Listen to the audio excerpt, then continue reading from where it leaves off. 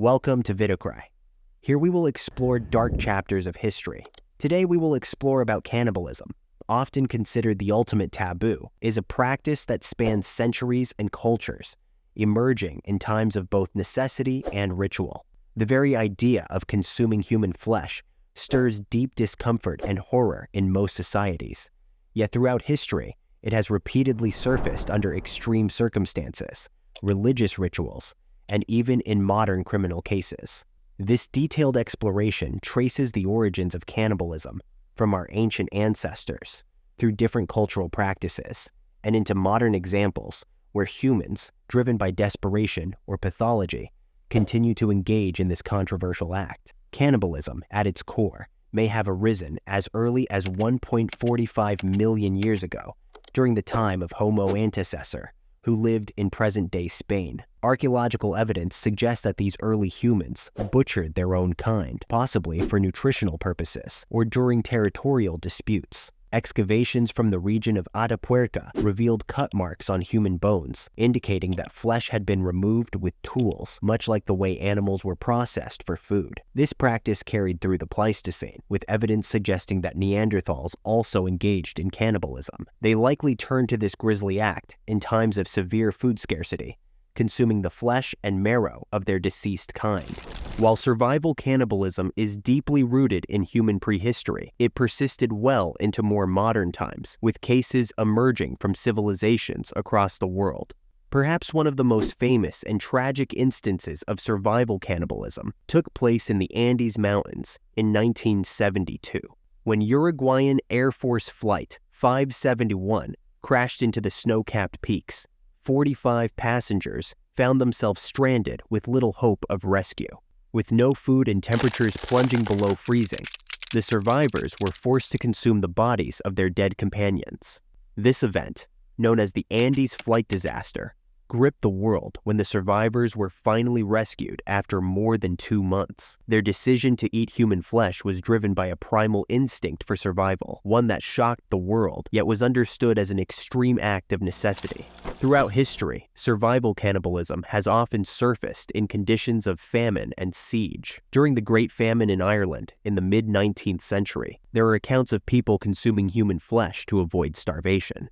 Likewise, during the infamous siege of Leningrad in World War II, reports emerged of desperate citizens eating corpses to stay alive. The city was encircled by Nazi forces for over 872 days, and with food supplies dwindling, some of the city's inhabitants resorted to cannibalism. Similar cases of survival cannibalism can be found during the Russian famine of the 1920s, and in the Soviet Union during the Holodomor in the 1930s, where widespread famine caused by forced collectivization policies led to such desperate measures. These episodes serve as stark reminders of how extreme circumstances can drive people to acts that would otherwise be unthinkable. In some cases, cannibalism wasn't a last resort, but was tied to power, ritual, or religious beliefs. Aztec culture is perhaps one of the most well-known examples of ritual cannibalism. The Aztecs believed that sacrificing human lives and consuming their flesh could bring them closer to the gods. Captured prisoners of war were often ritually sacrificed, their hearts offered to the gods, and their flesh consumed by the elites.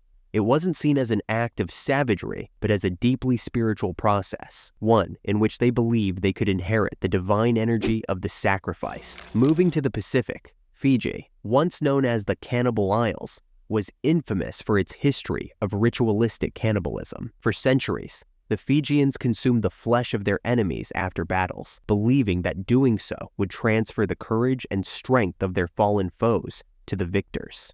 Cannibalism in Fiji wasn't simply a survival tactic. It was an embedded part of their cultural practice, tied to notions of honor, revenge, and spirituality. Similarly, in parts of Papua New Guinea, the Korowai tribe is known to have practiced cannibalism as a way of warding off evil spirits. They believed that consuming the body of someone possessed by malevolent forces could rid the community of the dangerous spirit. Another region where cannibalism held ritualistic significance was in ancient Egypt. Though there are no widespread reports of cannibalism as a societal norm, some texts from ancient Egyptian religion hint at symbolic cannibalism, where it was believed that consuming the flesh of gods in the afterlife could grant immortality. The pyramid texts describe how pharaohs, after death, would consume divine beings to absorb their powers, a symbolic act that drew upon the same principles as other ritualistic forms of cannibalism across the globe. Perhaps one of the most misunderstood and controversial groups to have practiced cannibalism in modern times is the Aghori sect of India.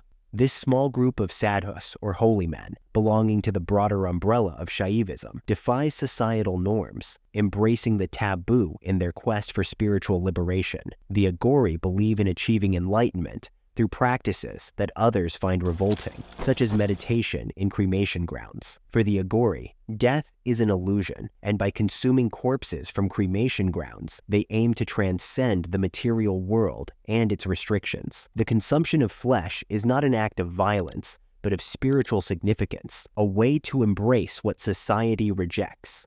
Their philosophy reflects a larger Hindu belief in the impermanence of the physical body and the desire to overcome the dualities of life and death. Beyond ritualistic cannibalism, cannibalism has also emerged as a form of psychological or pathological behavior. In the 20th century, notorious individuals like Albert Fish, Jeffrey Dahmer, and Armin Meiwes shocked the world with their gruesome crimes.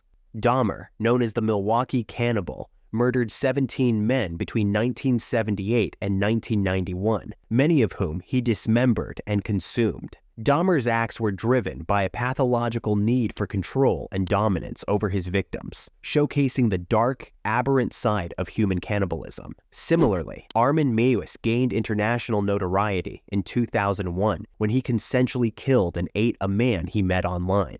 These cases, while rare, reveal a more disturbing psychological dimension of cannibalism, one that is rooted in desires for power, control, and sometimes even sexual gratification. Cannibalism has also been used as a psychological weapon in warfare. During the Liberian Civil War in the 1990s, fighters consumed the flesh of their enemies as an act of terror. Similarly, in the Democratic Republic of the Congo, reports emerged of militias engaging in cannibalism during periods of conflict. These acts were not born out of necessity, but were intended to instill fear and demonstrate dominance over the enemy. In such cases, cannibalism becomes a tool of war, a way to degrade and terrify the opposition, further intensifying the brutality of conflict. Despite the horror and revulsion that cannibalism elicits, it has resurfaced time and time again throughout history, driven by survival, power, or spiritual belief. Today, the practice is rare, confined mostly to remote and isolated regions where ancient traditions still hold sway, or to instances of extreme psychopathology. However, the persistence of cannibalism in human history forces us to confront uncomfortable truths about human nature. Whether it is the drive for survival in the face of death or the search for spiritual transcendence, cannibalism reveals the lengths to which people will go to preserve life, honor their gods, or assert their dominance. Cannibalism, while an uncomfortable subject, serves as a window into the extremes of human behavior throughout history. Hope you like this video. Don't forget to like, share, and subscribe so you don't miss out on our other videos. Check the left video to see another piece of dark history.